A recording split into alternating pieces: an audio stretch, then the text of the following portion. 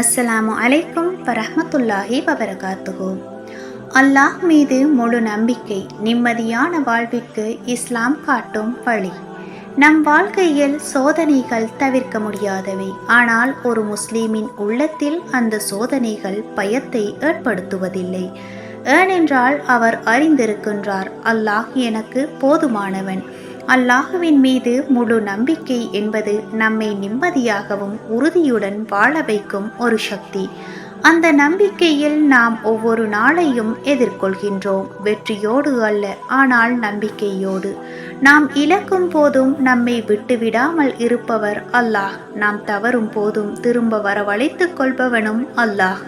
நாம் தனிமையில் இருந்தாலும் நம்முடன் இருப்பவன் அல்லாஹ்.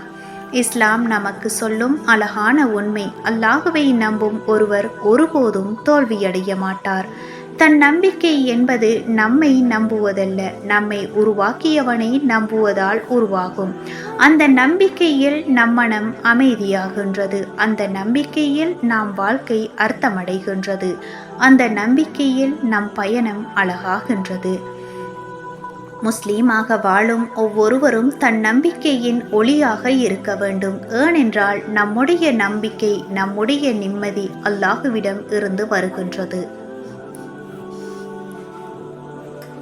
வஸ்ஸலாம்.